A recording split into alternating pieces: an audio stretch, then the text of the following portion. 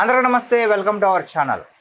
కూటమి ప్రభుత్వం ఏర్పడినప్పటి నుంచి కూడా వైసీపీ వాళ్ళు ఏదో విధంగా కూటమిలో చిచ్చు పెట్టాలి, టీడీపీని జనసేనని వేరు చేసేయాలని చాలా ప్రయత్నాలు అయితే చేయడం జరిగింది. అసలు ఎందుకు ఈ విధంగా చేస్తున్నారు అంటే, వీళ్ళిద్దరూ కలిసినంత వరకు కూడా జగన్మోహన్ రెడ్డి రాజకీయాల్లో గెలవడం అనేది అసాధ్యమని ప్రతి ఒక్కరికి తెలుసు. అదేవిధంగా పరిపాలన కూడా ఎంత మెరుగ్గా చేస్తున్నారు అంటే, ఆంధ్రప్రదేశ్ని పరుగులు పెట్టిస్తున్నారు, దేశంలో అభివృద్ధి బాటగా పరుగులు పెట్టిస్తూ ఉన్నారు. సో దీన్ని చూసి ఓర్చుకోలేకుండా వైసీపీ వాళ్ళు ఏ విధంగా బురద చల్లాలని ఆలోచించుకుంటూ ప్రయత్నాలు చేస్తూ ఉన్నప్పుడు వాళ్ళకొక బ్రహ్మాండమైన పాయింట్, ఈ విధంగా వీళ్ళిద్దరి మీద చిచ్చులు పెట్టేద్దాం అని చెప్పేసి ఒక పాయింట్ అయితే దొరకడం జరిగింది. అసలు ఆ పాయింట్ ఏంటంటే, ఒక చిన్న స్టోరీ ద్వారా తెలుసుకునే ప్రయత్నం చేద్దాం. ఒక ముగ్గురు అన్నదమ్ములు ఒక ఓనర్ దగ్గర డ్రైవర్ల కింద, ముగ్గురు అన్నదమ్ములు, ముగ్గురు డ్రైవర్లు కూడా. సో ఆ ముగ్గురు ఒక ఓనర్ దగ్గర డ్రైవర్లుగా చేస్తున్నారు. మొత్తానికి ఆ ఓనర్కి ఈ ముగ్గురు అన్నదమ్ములకి ఏదో గొడవ వచ్చింది. ఈ ముగ్గురు అన్నదమ్ముల్లో ఒక అతన్ని ఆ ఓనర్ చంపేశాడు. ఆ చంపేయడం వల్ల ఇప్పుడు వైసీపీ వాళ్ళకి ఒక మంచి పట్టు దొరికింది. వాళ్ళని చంపేస్తే వీళ్ళకి ఏంటంటే, ఓనర్ ఏమో కమ్మ కులానికి చెందిన వ్యక్తి, చనిపోయిన వ్యక్తి ఏమో కాపు కులానికి చెందిన వ్యక్తి. ఇంకాస్త డీటెయిల్గా వెళ్తే కనుక గుడ్లూరు అనే మండలానికి చెందినటువంటి రాళ్లపాడు గ్రామానికి చెందిన తిరుమల శెట్టి లక్ష్మీనాయుడు అనే ఒక వ్యక్తి, ఆయన ఏజ్ 25 years. ఆయనకి ఇద్దరు తమ్ముళ్ళు ఉన్నారు, పవన్, అదేవిధంగా భార్గవ్. వీళ్ళ ముగ్గురు కాకర్ల హరిశ్చంద్ర ప్రసాద్ చౌదరి అనే వ్యక్తి దగ్గర డ్రైవర్ కింద పనిచేయడం జరుగుతుందన్నమాట. ఒకసారి లక్ష్మీనాయుడు అనే వ్యక్తి ఏం జరిగింది, ఆయన ఫోన్లో ఛార్జింగ్ లేదు, ఏదో విషయం చెప్పాలి ఆయన ఓనర్కి అని చెప్పేసి ఆయన భార్య ఫోన్ తీసుకుని ఆ ఓనర్కి, ఎవరైతే హరిశ్చంద్ర ప్రసాద్ చౌదరి ఉన్నారో ఆయనకి ఫోన్ చేశారు ఇదే విషయం చెప్పడానికి.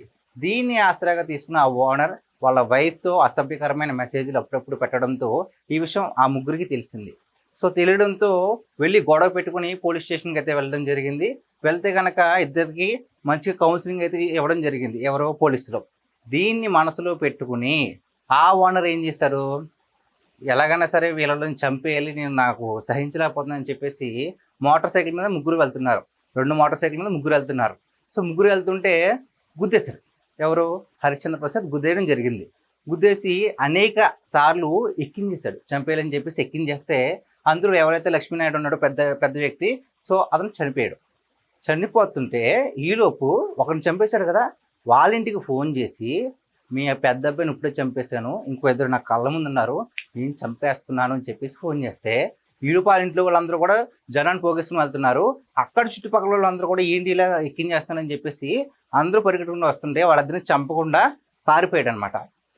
సో ఇది జరిగింది. ఇక్కడ జరిగింది ఇద్దరు వ్యక్తుల మధ్య సంఘర్షణ, కానీ 2 కులానికి సంబంధించింది కాదు. ప్రతి కులంలోని మంచి వాళ్ళు ఉంటారు, చెడ్డ వాళ్ళు ఉంటారు. అలాగని ఒక కులంలో ఒక వ్యక్తి తప్పు చేశాడని అందరూ తప్పుడోళ్ళు కాదు, అలాగే వేరే కులంలో ఒక వ్యక్తి మంచి పని చేశాడని ఆ కులంలో ఉన్న వాళ్ళందరూ కూడా మంచి వ్యక్తులు కాదు.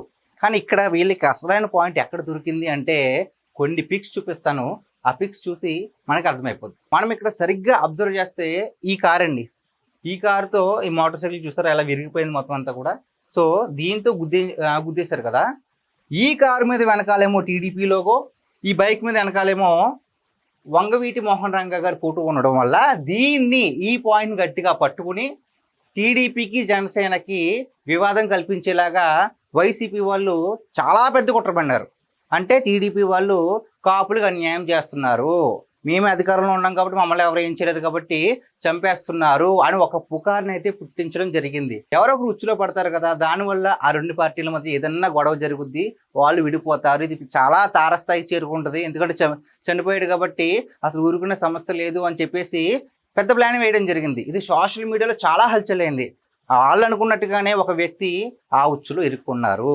అసలు ఎవరు అంటే, ఆ వ్యక్తి ఎవరో కాదండి, కాపు కులానికి చెందినటువంటి కాపు నాయకులు దాసరి రాము గారు. సార్, మీ మీద మాకు చాలా అంటే చాలా గౌరవం ఉంది, ఎందుకంటే మీరు కాపుల కోసం చేసిన ఉద్యమాలు కావచ్చు, చేసిన పోరాటాలు కావచ్చు, మమ్మల్ని ఎంతో ఇన్స్పైర్ చేస్తాయి.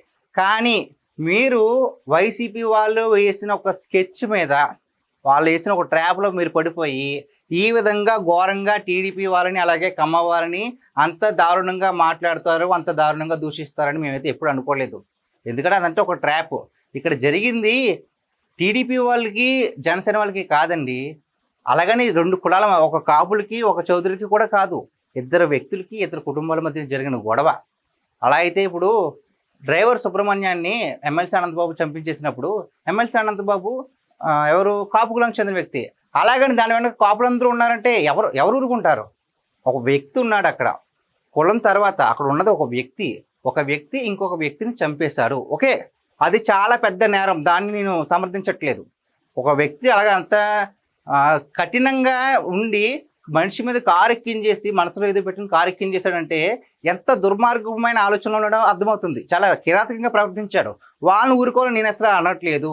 కాకపోతే ఈ ఇష్యూని 2 వ్యక్తుల మధ్య ఇష్యూలా చూడాలి కానీ 2 కులాల మధ్య ఇష్యూలాగా, 2 పార్టీల మధ్య ఇష్యూలాగా మీరు ఇలాగ నమ్మి ఇలాగ మాట్లాడడం అనేది మాకైతే చాలా బాధాకరం.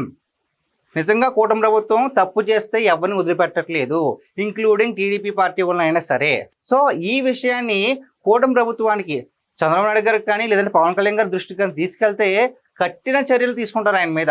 అంతేకాకుండా టీడీపీ వాళ్ళు ఇలాగ కాపులను తక్కువ చేసి మాట్లాడుతున్నారు అంటే అది ఎంతవరకు కరెక్ట్ సార్? అది అసలు కరెక్ట్ అయిన పాయింటే కాదు. ఇక్కడ మనం నిజంగా ఆ తప్పు జరిగిన వ్యక్తికి న్యాయం జరగాలి. అంతేకాకుండా ఈ విధంగా ఆ పార్టీ వాళ్ళని ఈ పార్టీ వాళ్ళు తొక్కించేస్తున్నారని మాట్లాడడం అసలు కరెక్ట్ అయితే కాదు. సో ఎలాగైనా సరే ఈ విషయాన్ని పవన్ కళ్యాణ్ గారికి అదేవిధంగా చంద్రబాబు నాయుడు గారి దృష్టికి తీసుకెళ్తే కనుక ఇది ఖచ్చితంగా న్యాయం అయితే జరుగుతుంది, ఖచ్చితంగా న్యాయం జరుగుతుంది. అంతేగాని ఈ విధంగా 2 పార్టీల మధ్య 2 కులాల మధ్య చిచ్చు పెట్టడం వల్ల ఎవరికి ఏ ఉపయోగం ఉండదు. ఇది పెద్ద ఇష్యూ అయ్యి కరెక్ట్గా వాళ్ళు అనుకున్న పాయింట్, వైసీపీ వాళ్ళు ఏమనుకుంటున్నారు, ఏదో విధంగా చిచ్చు పెట్టాలనుకుంటున్నారు కదా, వాళ్ళు అనుకున్నదే జరుగుద్ది. సో వాళ్ళు వేసే ట్రాప్లో పడకూడదని నేను ఈ ఎక్స్ప్లెనేషన్ ఇస్తున్నాను. తప్పుగా మాట్లాడుంటే క్షమించండి. సో ఇది ఈరోజు మన వీడియో. ఈ వీడియో పైన మీ విలువైన అభిప్రాయాన్ని కామెంట్ రూపంలో తెలియజేయండి. Thank you.